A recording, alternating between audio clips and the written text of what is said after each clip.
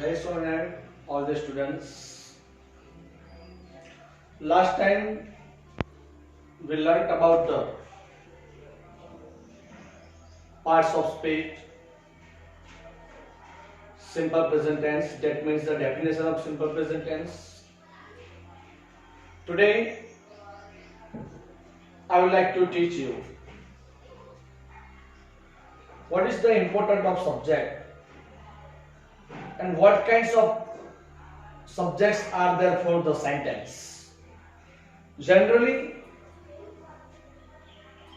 as per the view of the grammar, the meaning of subject is in Gujarati karta. That means the person or something which performs any kind of action or any kind of activities is called a subject. That means subject always takes a place of something. Here I would like to teach you how to frame a sentence, and before starting a sentence you must need subject, and that is why I would like to teach you what is subject, what is verb, what is object, what is other words. But today I am going to teach you only about the subject. મિત્રો, વાક્યની શરૂઆત કરવા માટે કર્તાની જરૂર પડતું હોય છે, અને આ વિશ્વની અંદર દરેક સજીવ એ પોતે એક કર્તાનું સ્થાન લે છે. એ પછી મનુષ્ય હોય, પશુ પક્ષી વસ્તુઓ હોય, ઘણીવાર વસ્તુ પણ ટેકનોલોજીના માધ્યમથી જાતે ક્રિયા કરતું હોય છે, એટલે એ પણ કર્તાની અંદર આવી જતું હોય છે. કોઈ પણ જીવ જેના થકી ક્રિયા થાય છે, એ તમામ ક્રિયા કરનાર સજીવો એ પોતે કર્તાનું સ્થાન ધારણ કરે છે. પણ કર્તાને આપણે કેવી રીતે ઓળખવો, તો આપણે એ આગળ વધુમાં ચર્ચા કરીશું. મિત્રો, એ આગળ લખ્યું છે કે how to frame a sentence, કે વાક્યનું એક બંધારણ કેવી રીતે બનાવવું, વાક્યનું ઘડતર કેવી રીતે ઘડવું. તો વાક્ય બનાવવા માટે સૌપ્રથમ કર્તાની જરૂર પડે છે. દરેક ટેન્સીસની અંદર આ માત્ર સિમ્પલ પ્રેઝન્ટ ટેન્સની વાત નહીં, સમગ્ર લેંગ્વેજની વાત છે. આખી ભાષાની અંદર આ આવેલા છે. અહીં આગળ આપણે જોઈશું કે સબ્જેક્ટ. મિત્રો, સબ્જેક્ટ એટલે કર્તા. અહીંયા જોઈએ કર્તા એટલે શું, તો કર્તા એટલે ક્રિયાનો કરનાર. તો ક્રિયાનો કરનાર એટલે જે માણસ ક્રિયાઓ કરે છે, એ ક્રિયાનો કરનાર જે વ્યક્તિ હોય કે કોઈ પણ જીવ માત્ર હોય, એ ક્રિયાનો કરનાર હોય એ પોતે કર્તા કહી શકાય છે. અહીં આગળ જોઈએ કે કર્તાની અંદર માત્ર આઈ વી યુ હી સીટ દે કે Mahesh S penal renal penal teacher એવું નથી. અહીં બે રીતે આપણે સમજીએ છીએ.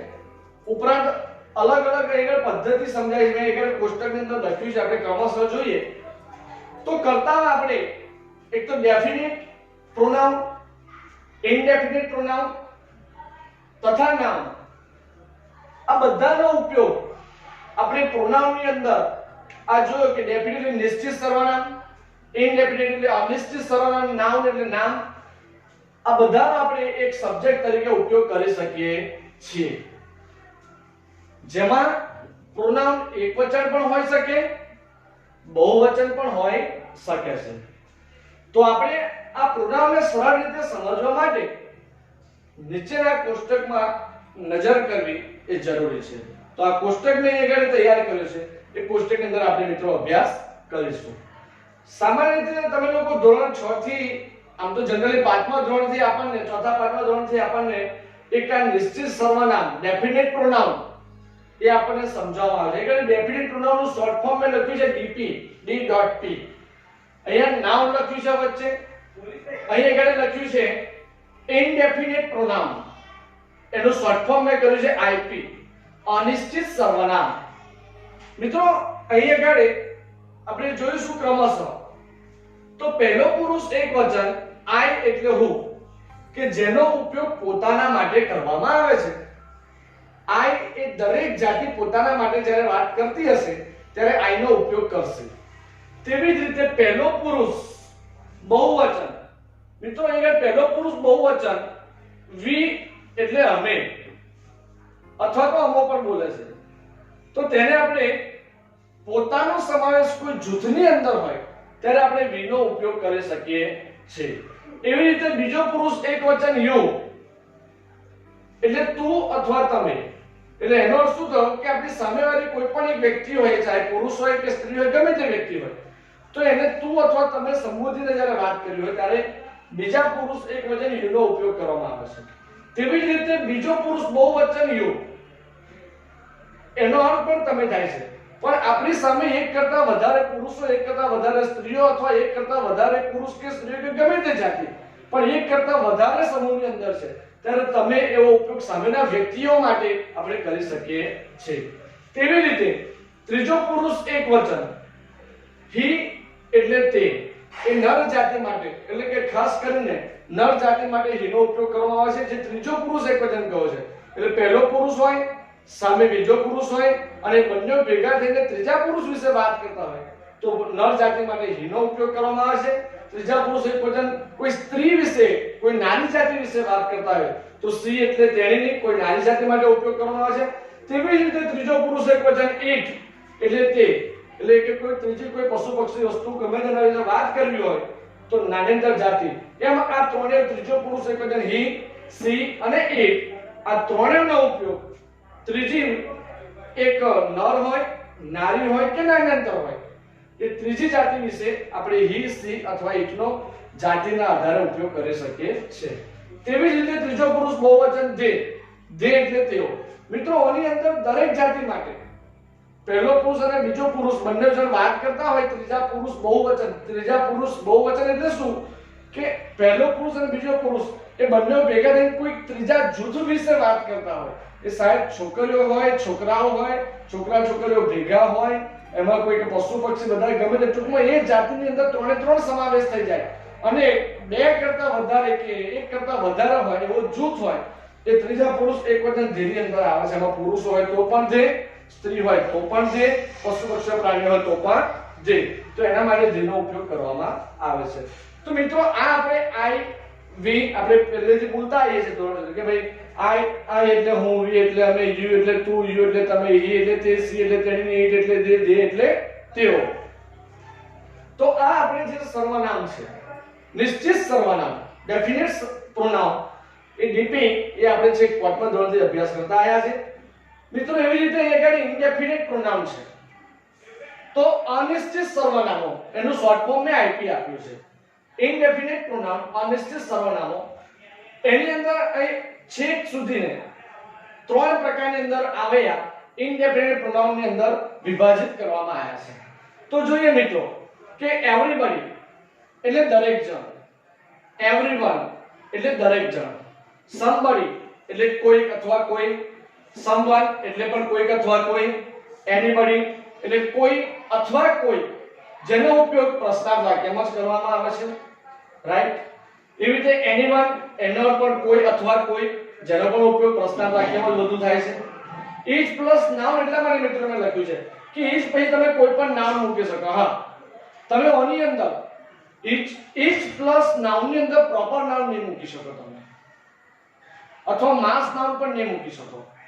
ઈચ અને એવરી પછી કોઈ પણ નાઉન મૂકવું હશે તો તમારે કોમન નાઉન નો મેક્સિમમ ઉપયોગ થઈ શકશે, કલેક્ટિવ નાઉન નો ઉપયોગ થઈ શકશે.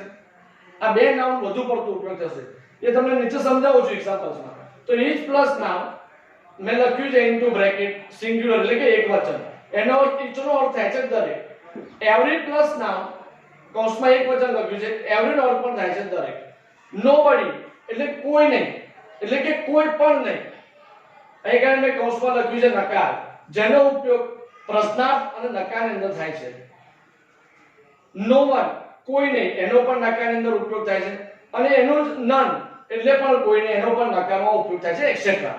આ આગળ વાત થઈ એ આ પ્રત્યેક જે અનિશ્ચિત સર્વનામ છે એનો એકવચન માત્ર જે હિસીટમાં નિયમ લાગુ પડે એ તમામ નિયમ આ પ્રત્યેક એકવચન એની અંદર લાગુ પડતા હોય છે.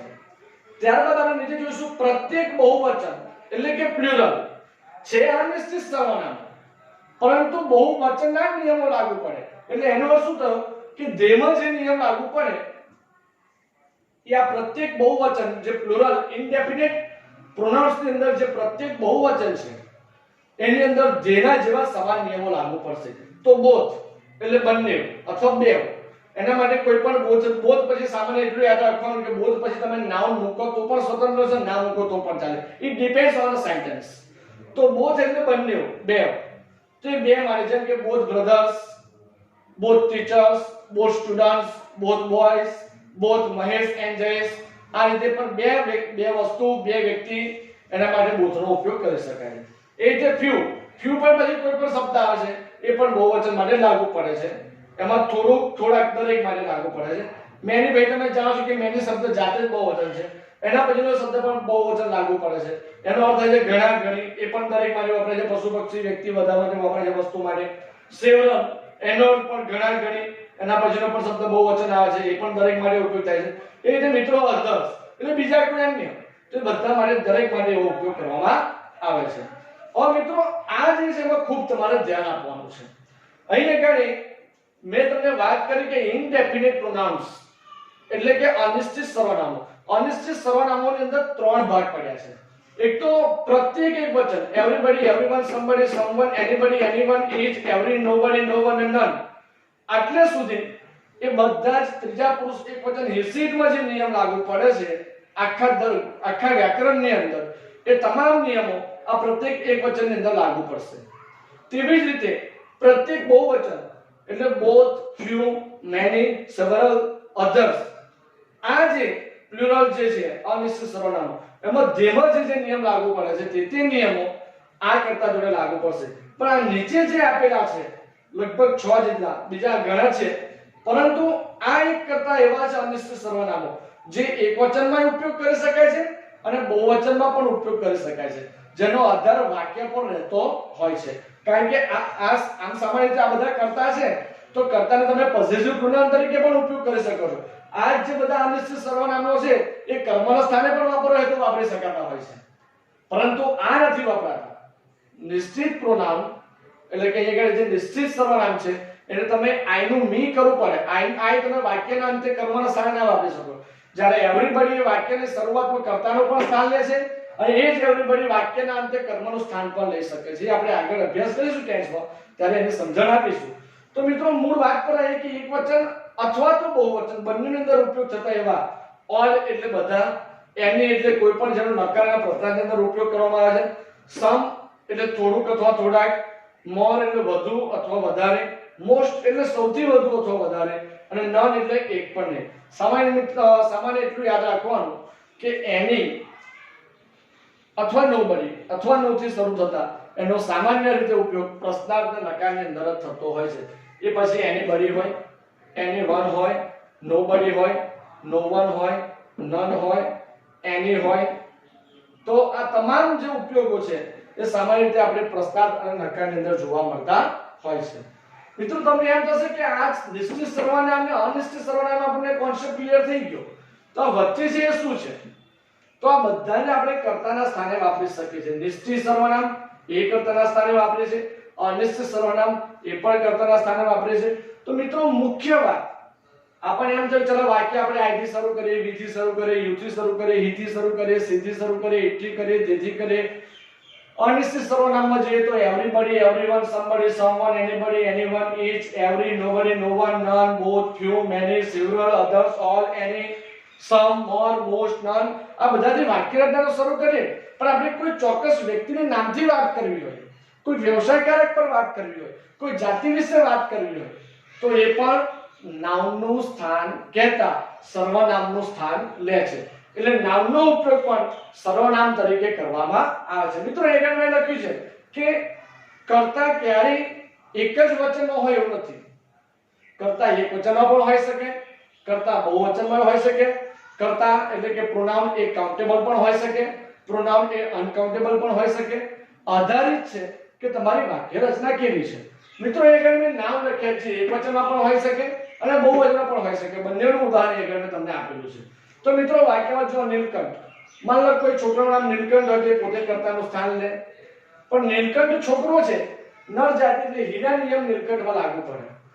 ભક્તિ એ સ્ત્રીલિંગ છે તો ભક્તિ એ છોકરી છે સી, તો સીના તમામ નિયમ એક જ છોકરી કે એક જ સ્ત્રીની વાત થતી હોય ત્યારે નિયમ લાગુ પડે. મુક્ત તો છોકરો છે તો નર જાતિ થઈ તો એના તમામ નિયમ લાગુ પડે. મારે એવું લખવું છે કે બોય, તો બોય એ જાતિ છોકરાની થઈ એટલે એના નિયમ લાગુ પડે, પણ હું બોય ની જગ્યાએ બોયઝ લખી દઉં તો બોયઝ બહુવચન થઈ જાય તો એમાં ધીના નિયમ લાગુ પડે. એ રીતે ગર્લ, તો અહીંયા આગળ જો જાતિવાચક શબ્દ છે, બરાબર છે. આપણો આ ઉપર વાત કરી નીલકંઠ, ભક્તિ, મુક્ત એ પ્રોપર નામની વાત કરી, તો કર્તામાં પ્રોપર નામનો પણ ઉપયોગ કરી શકાય છે. જ્યારે બોય ગર્લ છે એ મેં તમને મિત્રો કોમન નામની વાત કરી. તો ગર્લ છે તો ગર્લ એકલી લખું તો સીના નિયમ લાગુ પડે, પણ હું ગર્લ્સ લખી દઉં તો ધેના નિયમ લાગુ પડે. અથવા તો બંને જાતિ ભેગી કરું છું, બોય એન્ડ ગર્લ, તો પણ એક કરતા વધારે વ્યક્તિ થઈ ગઈ, એટલે એક કરતા વધારે વ્યક્તિ થાય એટલે એના બધા જ તમામ નિયમો બહુવચન એટલે કે જે જેવા નિયમો લાગુ પડે. હું ટીચર લખું છું, જો મિત્રો આવી એક કોમન નામ છે, વ્યવસાયની વાત આવી તો ટીચર એક જ શિક્ષકની વાત હોય તો શિક્ષક જો કદાચ નર હોય તો હીના નિયમ લાગુ પડવાના છે, અને શિક્ષક નારી હોય તો સીના નિયમ લાગુ પડશે. મિત્રો તમને ચોખવટ કરી દો કે ત્રીજો પુરુષ એકવચન હી, સી અને ઇટ એ ત્રણેયના નિયમ સમાન લાગુ પડે છે. એ પછી નર હોય તોય એ નિયમ, નારી હોય તોય એ નિયમ, અને નામ્યાંતર હોય તો પણ એ જ નિયમ. એવી રીતે ડોગ, આ પશુ પક્ષીની વાત કરું છું, તો એક ડોગ હોય તો ઈટની નિયમ લાગુ પડે, એક કરતા વધારે ડોગ્સ હોય તો ધીના નિયમ લાગુ પડે. મેં મિત્રો કીધું ને આગળ કે એક કરતા વધારે જાતિની અંદર હોય કે વ્યક્તિઓ હોય કે વસ્તુ હોય, કોઈ પશુ પક્ષી હોય, પણ એક કરતા વધારે થઈ જાય એટલે ધીના નિયમો એમાં લાગુ પડે. એ રીતે કેટ છે, કેટ્સ છે, બર્ડ્સ, બરાબર. આ બર્ડ્સ પક્ષીઓનો આખો સમૂહ છે તો બહુવચન છે એટલે ધીના નિયમ બર્ડ્સની અંદર લાગુ પડે. હવે માની લો કે મારે વાત કરવી છે, આ કલેક્ટિવ નાઉનની વાત કરીએ તો ટીમ, બરાબર. ટીમ છે, ગ્રુપ છે, આવા બધા શબ્દો પણ. હવે ટીમ છે, ગ્રુપ છે, આપણને એમ થશે કે એ તો હારું ટીમ છે, ગ્રુપ છે, એની અંદર તો એક કરતા વધારે છે, પરંતુ એ આખી બોડી છે. જેમ કે ગુજરાત ગવર્નમેન્ટ બોડી કાં તો અવર ગવર્નમેન્ટ, તો ગવર્નમેન્ટની અંદર લાખો સભ્યો કામ કરતા હોય, પણ એ કલેક્ટિવ નામ થયું, બધાને એકત્રિત થઈને એક નામ પડ્યું એટલે ત્રીજા પુરુષ એકવચન એટલો જ નિયમ એક કલેક્ટિવ નામમાં લાગુ પડે. Team, group, club, family, staff.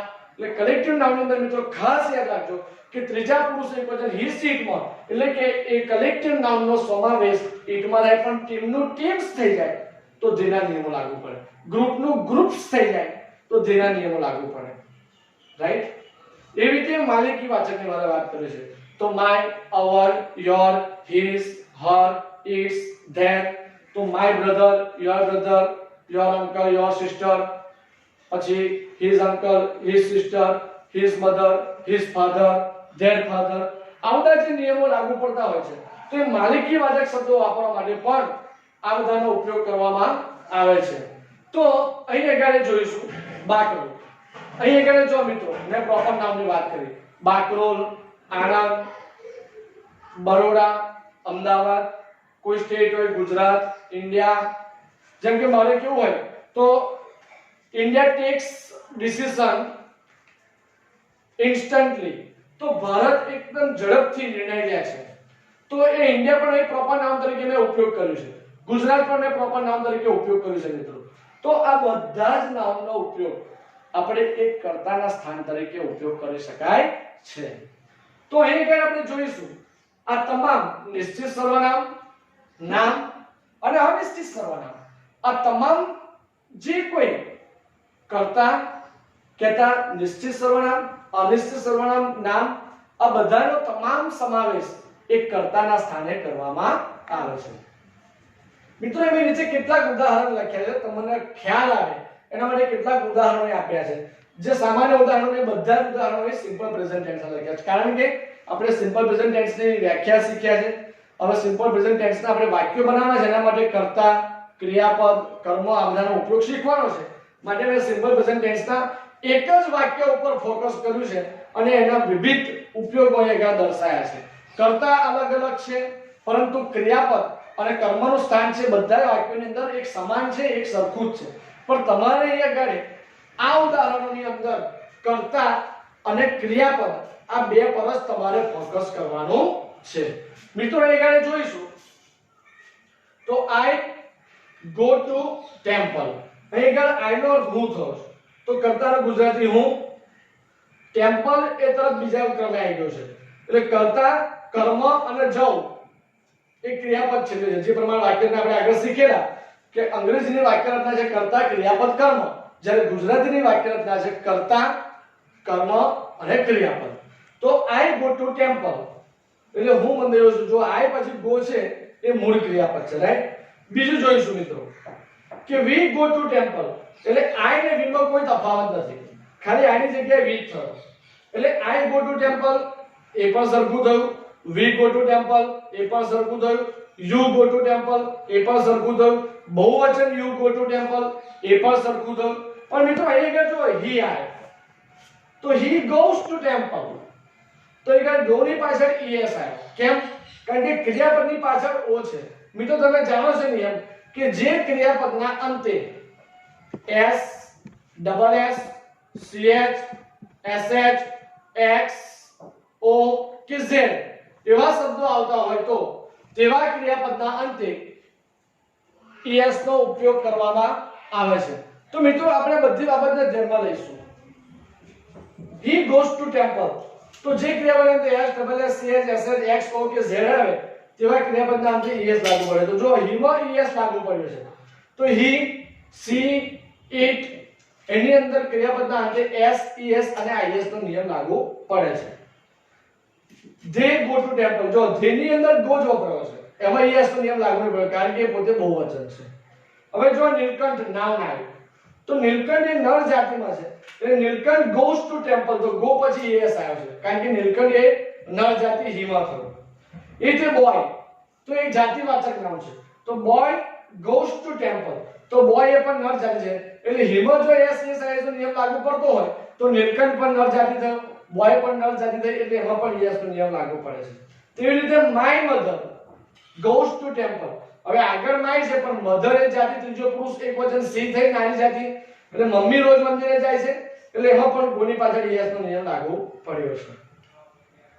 જ્યારે છેલ્લું અહીં આગળ વાક્યમાં મિત્રો જો લખ્યું છે સ્ટુડન્ટ નથી લખ્યું, સ્ટુડન્ટ્સ, સ્ટુડન્ટની પાછળ s છે તો સ્ટુડન્ટ્સ go to temple. કેમ સ્ટુડન્ટ્સ પછી go કર્યો છે? કારણ કે સ્ટુડન્ટ એક કરતા એટલે કે વિદ્યાર્થી નથી, વિદ્યાર્થીઓ છે તો એક કરતા વધારે થઈ ગયા એટલે ધીરો નિયમ લાગુ પડ્યો એટલે go આવ્યો. તો સ્ટુડન્ટ્સ go to temple. મિત્રો અહીં આગળ પછી મેં અનિશ્ચિત સર્વનામના ઉદાહરણો આપ્યા છે નીચે. તો everybody goes to temple તો everybody જો મિત્રો he નો જે નિયમ છે goes એવો નિયમ everybody ની અંદર લાગુ પડ્યો છે. everybody goes to temple એવી રીતે everyone goes to temple, somebody goes to temple, someone goes to temple. જો each પછી મિત્રો મેં each person લખ્યું છે. હવે each person એટલે પ્રત્યેક વ્યક્તિ, માથાદીઠ વ્યક્તિ વિશે વાત આવે છે એટલે each person goes to temple. એવી રીતે every person goes to temple. આ વાક્ય મેં તમને કીધું કે anybody, anyone વાળા પ્રશ્નાર્થ વાક્યો માટે વપરાતા હોય છે. તો does anybody go to temple? તો no, no one અથવા none અથવા nobody goes to temple જે તમારે લોકોએ લખી શકો. એવી જ રીતે અહીંયા આગળ અનિશ્ચિત સર્વનામો પણ એક વચન બહુવચનની અંદર ઉપયોગ થતા હોય તેવા એક ઉદાહરણો છે. જેમ કે both girls go to temple. જો both girls આવ્યું એટલે go આવ્યો. several men જો અહીંયા આગળ man નો વ્યક્તિનો જે માણસ, એક માણસ man પણ એનું બહુવચન કરવું હોય તો men મેં બહુવચન લખ્યું છે એટલે go to temple. એટલે all people go to temple અને most student go to temple. તો મોટા ભાગના વિદ્યાર્થીઓ most students, તો most students go to temple તો વધુ મોટા ભાગના સૌથી વધુ વિદ્યાર્થીઓ મંદિરે જાય છે. તો એ કઈ આપણે ક્રમશઃ બધા અલગ અલગ ઉદાહરણો આપણે પૂરા પાડ્યા છે. તો મને વિશ્વાસ છે મિત્રો કે તમે આ જે સબ્જેક્ટ શીખ્યા કરતા અને એની અંદર નિશ્ચિત સર્વનામ, અનિશ્ચિત સર્વનામ અને નામનો ઉપયોગ કેવી રીતે કરવો એ તમે સંપૂર્ણ સમજ્યા છો. મને આશા છે કે તમને વાક્યની શરૂઆત કરવા માટે કર્તા કેવી રીતે અલગ અલગ કેવા પ્રકારના કર્તા હોય વાક્યના આધારિત એ કર્તાનો ઉપયોગ સંપૂર્ણ કરતા તમને આવડી ગયો છે. મને સંપૂર્ણ વિશ્વાસ છે કે તમે કર્તા વિશે સમજી ગયા છો અને આ બધી જ વસ્તુ તમે ખૂબ સરસ રીતે મોઢે કરી દો, કંઠસ્થ કરી દો અને આ જીવન તમારા ભાષાની અંદર, તમારી વાતની અંદર અને વિચારની અંદર અને વણી લો અને તમારે આ લાઈફ ટાઈમ કામ આવે એના માટે ખૂબ સારી તૈયારી થાય, ખૂબ સારો અભ્યાસ થાય, પરીક્ષાની અંદર પણ કામ આવે અને લેંગ્વેજ તમારી ખૂબ સારી બને એ ભગવાનના ચરણમાં પ્રાર્થના. જય Swaminarayan. Thank you very much for cooperation.